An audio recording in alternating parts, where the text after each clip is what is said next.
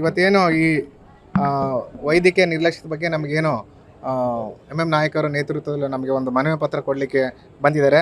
ಇದರಲ್ಲಿ ಚಾಂದ್ ಪೀರ್ ಪಕ್ರು ಸಾಬ್ ದೊಡ್ಡಮನೆ ಈ ಒಂದು ಪ್ರಕರಣ ಸಂಬಂಧಪಟ್ಟಂತೆ ನಾವು ನಮ್ಮ ಆಸ್ಪತ್ರೆಯಲ್ಲಿ ಯಾವುದೇ ನಿರ್ಲಕ್ಷ್ಯ ಕಂಡು ಬಂದ ಆ ಒಂದು ಸಿಬ್ಬಂದಿಗಳ ಮೇಲೆ ನಾವು ಆಂತರಿಕ ತನಿಖೆ ಮಾಡಿ ನಾವು ಸರ್ಕಾರಕ್ಕೆ ತನಿಖೆ ಜೊತೆಗೆ ಕೊಟ್ಟಿರ್ತಕ್ಕಂಥ ಮನವಿ ಪತ್ರನ ಇಮ್ಮಿಡಿಯೇಟ್ ಇವಾಗಲೇ ನಾವು ಅದನ್ನು ಕಮಿಟಿ ಮಾಡಿ ಆ ಕಮಿಟಿಯ ಒಂದು ವರದಿ ಮತ್ತು ಕೊಟ್ಟಿರ್ತಕ್ಕಂಥ ವರದಿಯನ್ನು ನಾವು ಸರ್ಕಾರಕ್ಕೆ ಮನವಿ ಸಲ್ಲಿಸಿ ಈ ಏನು ಆಗಿ ವೈದ್ಯಕೀಯ ನಿರ್ಲಕ್ಷ್ಯ ಅವ್ರ ಮೇಲೆ ಕ್ರಮ ಕೈಗೊಳ್ಳಲಿಕ್ಕೆ ನಾವು ಇಮ್ಮಿಡಿಯೇಟ್ ಶಿಫಾರಸನ್ನು ನಾವು ಸರ್ಕಾರದ ಮಟ್ಟಿಗೆ ಕಳಿಸ್ಕೊಡುವಂಥ ಒಂದು ವ್ಯವಸ್ಥೆ ಮಾಡ್ತೀವಿ.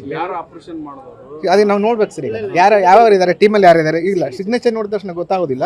ನಾವು ಅದನ್ನು ಕಮಿಟಿ ಮಾಡಿ ಸರ್, ಕಮಿಟಿಯಲ್ಲಿ ನಾವು ಅದನ್ನು ಅಲ್ಲಿ ಕೂತು ಅದೆಲ್ಲ ಏನಾಗಿದೆ, ಯಾವ ಹಂತದಲ್ಲಿ ಏನು ಸಮಸ್ಯೆ ಆಗಿದೆ, ಆಗಿದ್ರೆ ಏನದು ಸ್ವಾಭಾವಿಕವಾಗಿದೆ ಅಸ್ವಾಭಾವಿಕವಾಗಿದೆಯಾ ಅನ್ನೋದ್ರ ಬಗ್ಗೆ ನಾವು ತನಿಖೆ ಮಾಡಿ ಸರ್ಕಾರಕ್ಕೆ ನಾವು ವರದಿ ಸಲ್ಲಿಸ್ತೀವಿ ಸರ್. ಮೇಲ್ನೋಟಕ್ಕೆ ಈ ಥರ ಆದಾಗ ಯಾವ ಥರ ನೆಗ್ಲಿಜೆನ್ಸಿ ಆಗಿರ್ಬೋದು ಅಂತ ಮೆಡಿಕಲ್ ಇದು ನಾವು ನೆಗ್ಲಿಜಿಯನ್ಸ್ ಅಂತ ನಾವು ಕೇಳಿದ ತಕ್ಷಣ ಉತ್ತರ ಹೇಳೋದು ಕಷ್ಟ ಆಗ್ಬೋದು. ಯಾಕೆಂದರೆ ಒಂದು ಆಪ್ರೇಷನ್ ಅಂದಾಗ ಅಲ್ಲಿ ಸಾಕಷ್ಟು ಕಾಂಪ್ಲಿಕೇಶನ್ ನಾವು ಹ್ಯಾಂಡಲ್ ಮಾಡ್ತಾ ಇರ್ತೀವಿ. ಸರ್ಜನ್ ಹ್ಯಾಂಡಲ್ ಮಾಡ್ತಾ ಇರ್ತಾನೆ, ಪ್ಲಸ್ ನಾವು ಅನಸ್ತಿಸಿ ಹ್ಯಾಂಡಲ್ ಮಾಡ್ತಾ ಇರ್ತಾರೆ.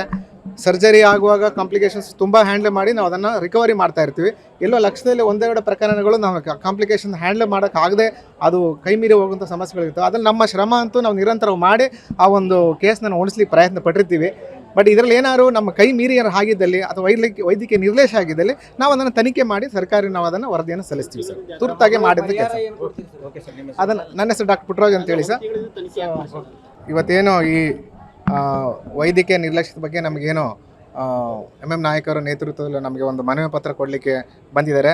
ಇದರಲ್ಲಿ ಚಾಂದ್ ಪೀರ್ ಪಕ್ರು ಸಾಬ್ ದೊಡ್ಡಮನೆ ಈ ಒಂದು ಪ್ರಕರಣ ಸಂಬಂಧಪಟ್ಟಂತೆ ನಾವು ನಮ್ಮ ಆಸ್ಪತ್ರೆಯಲ್ಲಿ ಯಾವುದೇ ನಿರ್ಲಕ್ಷ್ಯ ಕಂಡು ಬಂದ ಆ ಒಂದು ಸಿಬ್ಬಂದಿಗಳ ಮೇಲೆ ನಾವು ಆಂತರಿಕ ತನಿಖೆ ಮಾಡಿ ನಾವು ಸರ್ಕಾರಕ್ಕೆ ತನಿಖೆ ಜೊತೆಗೆ ಕೊಟ್ಟಿರ್ತಕ್ಕಂಥ ಮನವಿ ಪತ್ರನ ಇಮ್ಮಿಡಿಯೇಟ್ ಇವಾಗಲೇ ನಾವು ಅದನ್ನು ಕಮಿಟಿ ಮಾಡಿ ಆ ಕಮಿಟಿಯ ಒಂದು ವರದಿ ಮತ್ತು ಕೊಟ್ಟಿರ್ತಕ್ಕಂಥ ವರದಿಯನ್ನು ನಾವು ಸರ್ಕಾರಕ್ಕೆ ಮನವಿ ಸಲ್ಲಿಸಿ ಈ ಏನು ಆಗಿ ವೈದ್ಯಕೀಯ ನಿರ್ಲಕ್ಷ್ಯ ಅವ್ರ ಮೇಲೆ ಕ್ರಮ ಕೈಗೊಳ್ಳಲಿಕ್ಕೆ ನಾವು ಇಮ್ಮಿಡಿಯೇಟ್ ಶಿಫಾರಸನ್ನು ನಾವು ಸರ್ಕಾರದ ಮಟ್ಟಿಗೆ ಕಳಿಸ್ಕೊಡುವಂಥ ಒಂದು ವ್ಯವಸ್ಥೆ ಮಾಡ್ತೀವಿ.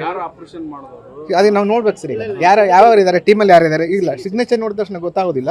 ನಾವು ಅದನ್ನು ಕಮಿಟಿ ಮಾಡಿ ಸರ್, ಕಮಿಟಿಯಲ್ಲಿ ನಾವು ಅದನ್ನು ಅಲ್ಲಿ ಕೂತು ಅದೆಲ್ಲ ಏನಾಗಿದೆ, ಯಾವ ಹಂತದಲ್ಲಿ ಏನು ಸಮಸ್ಯೆ ಆಗಿದೆ, ಆಗಿದ್ರೆ ಏನದು ಸ್ವಾಭಾವಿಕವಾಗಿದೆ ಅಸ್ವಾಭಾವಿಕವಾಗಿದೆಯಾ ಅನ್ನೋದ್ರ ಬಗ್ಗೆ ನಾವು ತನಿಖೆ ಮಾಡಿ ಸರ್ಕಾರಕ್ಕೆ ನಾವು ವರದಿ ಸಲ್ಲಿಸ್ತೀವಿ ಸರ್. ಮೇಲ್ನೋಟಕ್ಕೆ ಈ ಥರ ಆದಾಗ ಯಾವ ಥರ ನೆಗ್ಲಿಜೆನ್ಸಿ ಆಗಿರ್ಬೋದು ಅಂತ ಮೆಡಿಕಲ್ ಇದು ನಾವು ನೆಗ್ಲಿಜಿಯನ್ಸ್ ಅಂತ ನಾವು ಕೇಳಿದ ತಕ್ಷಣ ಉತ್ತರ ಹೇಳೋದು ಕಷ್ಟ ಆಗ್ಬೋದು. ಯಾಕೆಂದರೆ ಒಂದು ಆಪ್ರೇಷನ್ ಅಂದಾಗ ಅಲ್ಲಿ ಸಾಕಷ್ಟು ಕಾಂಪ್ಲಿಕೇಶನ್ ನಾವು ಹ್ಯಾಂಡಲ್ ಮಾಡ್ತಾ ಇರ್ತೀವಿ. ಸರ್ಜನ್ ಹ್ಯಾಂಡಲ್ ಮಾಡ್ತಾ ಇರ್ತಾನೆ, ಪ್ಲಸ್ ನಾವು ಅನಸ್ತಿಸಿ ಹ್ಯಾಂಡಲ್ ಮಾಡ್ತಾ ಇರ್ತಾರೆ.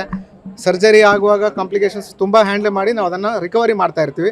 ಎಲ್ಲೋ ಲಕ್ಷದಲ್ಲಿ ಒಂದೆರಡು ಪ್ರಕರಣಗಳು ನಾವು ಕಾಂಪ್ಲಿಕೇಶನ್ ಹ್ಯಾಂಡಲ್ ಮಾಡೋಕ್ಕಾಗದೆ ಅದು ಕೈ ಮೀರಿ ಹೋಗುವಂಥ ಸಮಸ್ಯೆಗಳಿರ್ತವೆ. ಅದನ್ನು ನಮ್ಮ ಶ್ರಮ ಅಂತೂ ನಾವು ನಿರಂತರ ಮಾಡಿ ಆ ಒಂದು ಕೇಸ್ನ ಉಳಿಸ್ಲಿಕ್ಕೆ ಪ್ರಯತ್ನ ಪಟ್ಟಿರ್ತೀವಿ. ಬಟ್ ಇದರಲ್ಲಿ ಏನಾದ್ರು ನಮ್ಮ ಕೈ ಮೀರಿ ಆಗಿದ್ದಲ್ಲಿ ಅಥವಾ ವೈದ್ಯಕೀಯ ನಿರ್ಲಕ್ಷ್ಯ ಆಗಿದ್ದಲ್ಲಿ ನಾವು ಅದನ್ನು ತನಿಖೆ ಮಾಡಿ ಸರ್ಕಾರಿ ನಾವು ಅದನ್ನು ವರದಿಯನ್ನು ಸಲ್ಲಿಸ್ತೀವಿ ಸರ್. ತುರ್ತಾಗಿ ಮಾಡಿದ ಕೆಲಸ. ಅದನ್ನು ನನ್ನ ಹೆಸರು ಡಾಕ್ಟರ್ ಪುಟ್ಟರಾಜ್ ಅಂತೇಳಿ ಸರ್.